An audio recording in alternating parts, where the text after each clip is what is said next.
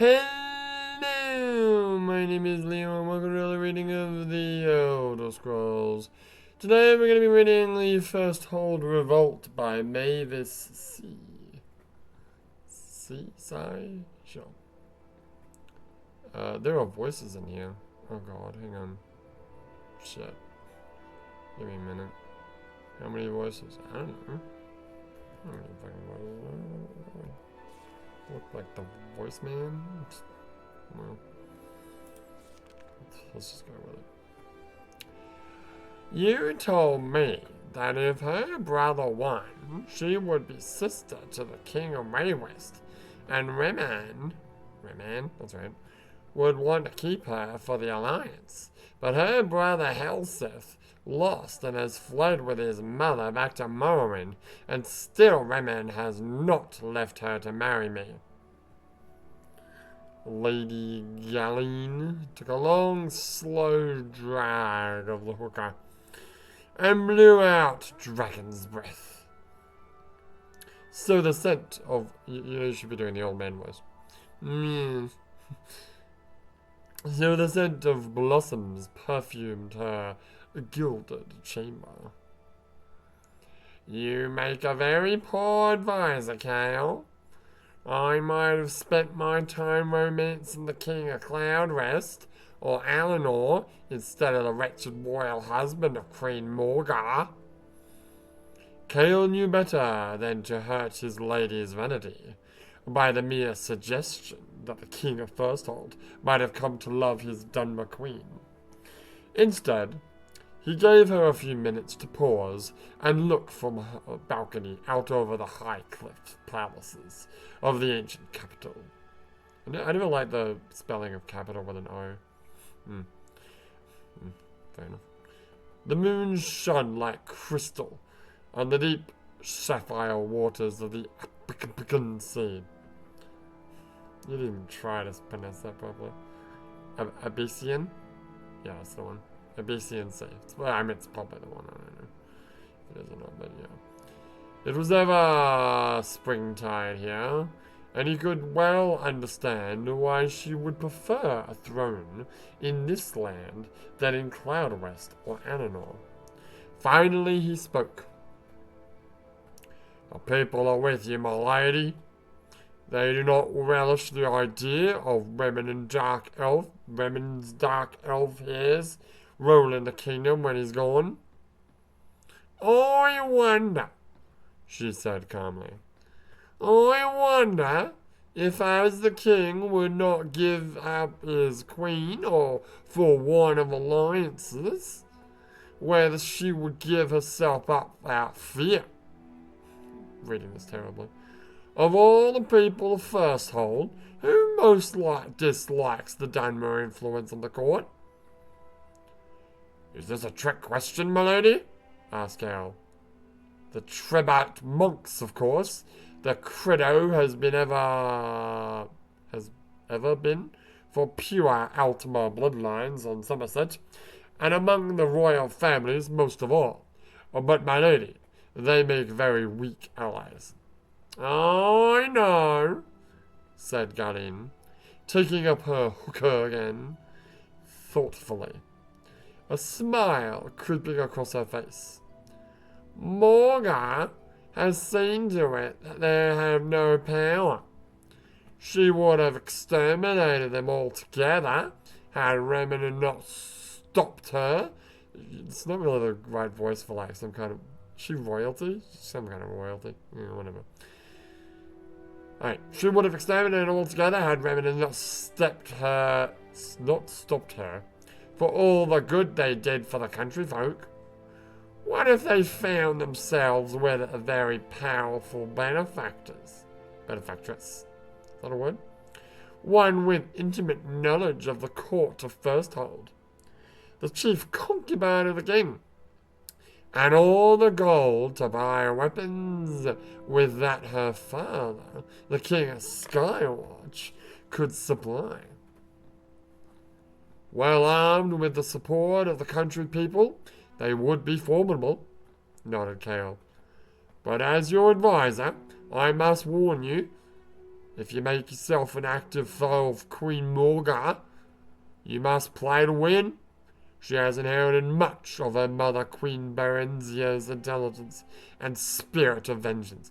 Oh, this is like a follow-up for Berenzia. I didn't remember the name Morga. I do know Berenzia now. Back when Morrowind was part of the... Well, this is first era, right?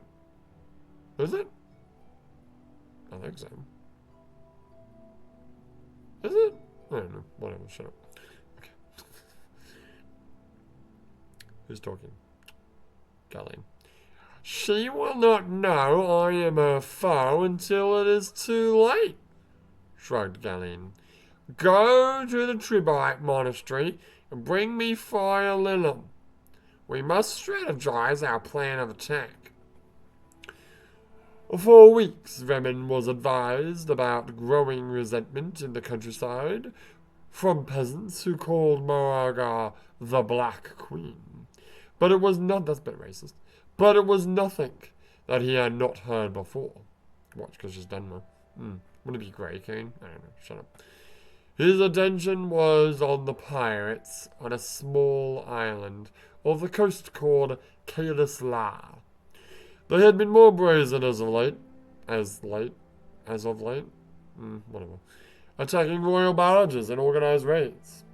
To deliver a crushing blow, hey bro, you're crushing it, bro.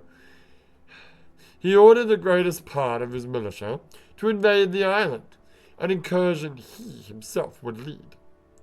A few days after Remen left the capital, the revolt of the Tribite monks exploded.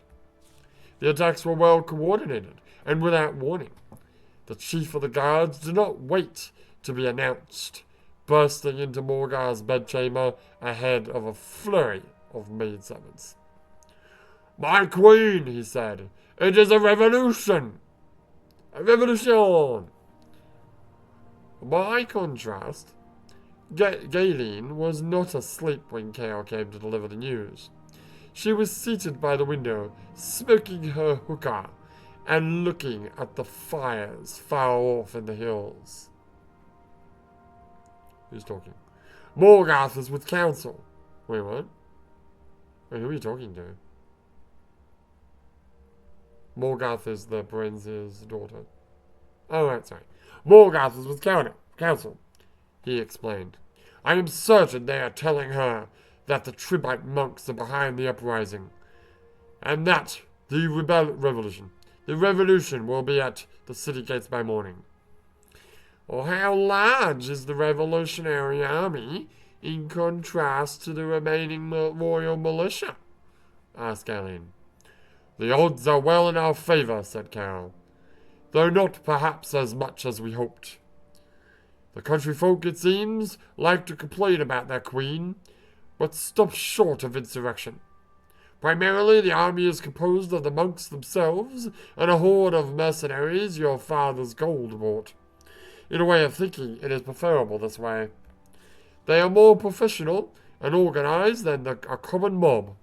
Really, they are a true army, complete with a horn section. Ooh, I like a good horn section. It's very nice. If that doesn't frighten the Black Queen into abdication, nothing will, smiled Galleen, rising from her chair. The poor dear must be beside herself with worry. I must fly to her side and enjoy it. Galleen was disappointed when she saw Morgoth come out of the council chambers. Considering that she had been woken from a deep sleep with cries of revolution and had spent the last several hours in consultation with her meager general force, she looked beautiful. There was a sparkle of proud defiance in her bright red eyes. My queen, Galleen cried, forcing real tears. I came as soon as I heard. Will we all be slaughtered? A distinct possibility, replied Morgoth simply. Galleen tried to read her, but the expressions of women, especially alien women, that's racist, were a far greater challenge than those of Atma men. I hate myself for even thinking to propose this, said Galen, but since the cause of their fury is you, perhaps if you were to give up the throne, they might dispense.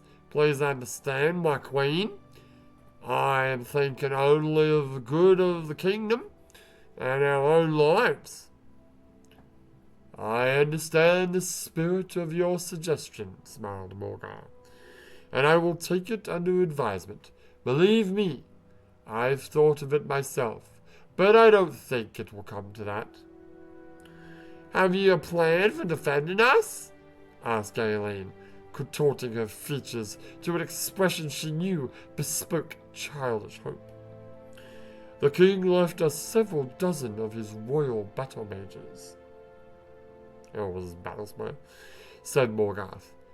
I think the mob believes we have nothing but palace guards and a few soldiers to protect us. When they get to the gates. When they get to the gates. Yeah, okay. Let me just fix that. When they get to the gates and are greeted. Greeted with a wave of fireballs, I find it highly likely that they will lose heart and retreat. But isn't there some protection they could be using against such an assault? Asked Aileen in the best words then. If they knew about it, naturally there is, but an unruly mob is unlikely to have mages skilled in the arts of restoration, by which they could shield themselves from the spells or mysticism, by which they could reflect the spells back on their battle mages. That would be the worst scenario.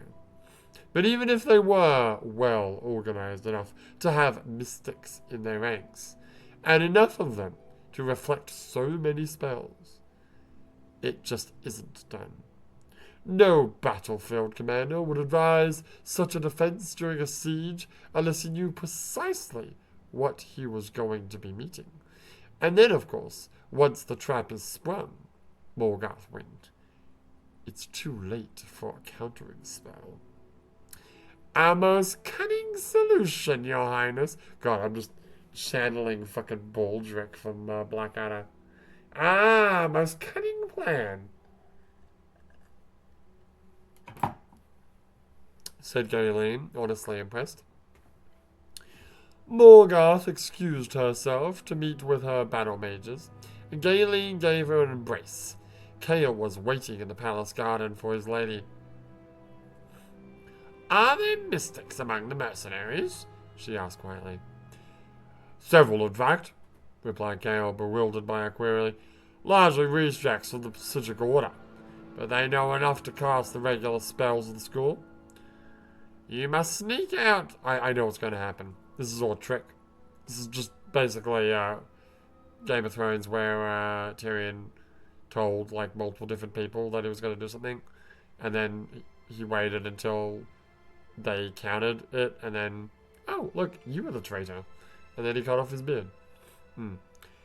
You must sneak out of the city gates and tell Friar Lillum to have them cast reflection spells on the front line before they attacked, said Galen. This isn't going to end well. What's the name of the game? What's the name of this book? Battle of the Firsthold? Firsthold Revolt. Close enough. How many more pages? A few. Okay. Keep going. Yeah, I'm doing it. Well, that's most irregular battlefield strategy, frowned Cal. I know it is, fool. That's what Morgana is counting on. There's a gang of battle mages who are going to be waiting on the battlements to greet our army with a barrage of fireballs. Battle mages? I would have thought that King Rimmon would have brought them with him to fight the pirates, which he probably did. Ah, you would have thought that, laughed Galen. But then we would be defeated. Now go! Friar Lillum agreed with Kale that it was bizarre, unheard of, way to begin a battle. Casting reflection spells on all one's troops. How is this going to work? I don't know, you can cast Restoration on them. If that bounces back to them and heals them. I don't know. Anyway. He went against every tradition. And as a Tribbit monk, he valued tradition above every other virtue. There was little other choice, though, given the intelligence. He had few enough healers in the army, as it were, and their energies could not be wasted casting resistance spells. At dawn's light, the rebel army was in sight of the gleaming spires of Firsthold. Friar Lillim gathered together every soldier who knew even the rudimentary secrets of mysticism, who knew how to tap into the elementary conundrums and knots of the energies of magicka. Though few were masters of the art, the combined force was powerful to behold. A great surge of entangling power washed over the army, crackling, hissing, and infusing with all their ghostly force. When they arrived at the gates, every soldier, even the least imaginative, knew that no spell would touch him for a long time. Friar Lillim watched his army batter into the gate with the great satisfaction of a commander who had counteracted an unthinkable attack with an outrageous defense. The smile quickly faded from his face. Here we go. Let me guess. I'm not going to look at it. It was a trick to make them waste all their magicka on casting those stupid spells when they had, like... They needed that magicka for something else. I don't know.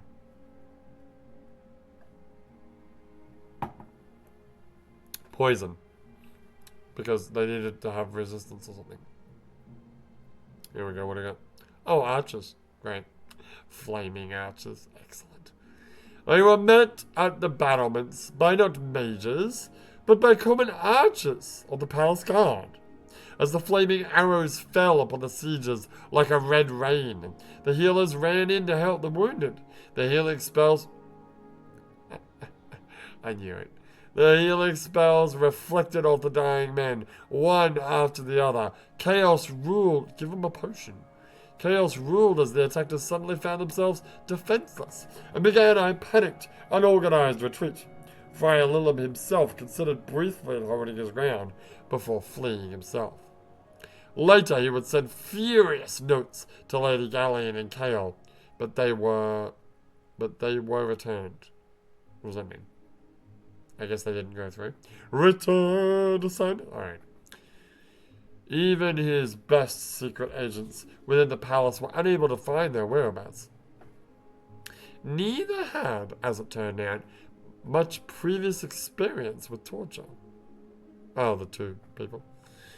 And they soon confessed their treachery to the king's satisfaction. Kale was executed, and Galen was sent back with escort to her father's court of Skywatch. He was still to find a husband for her. Reman, by contrast, has elected not to take a new royal concubine. The common folk of Firsthold consider this break in palace protocol to be more of the sinister alien influence of the Black Queen, and grumble to all who will listen. That was a good one. Long. And that was the Firsthold Revolt by Mavis Sai. This has been another reading of the Elder Scrolls, but for now, my name is Leo, and I will see you next time.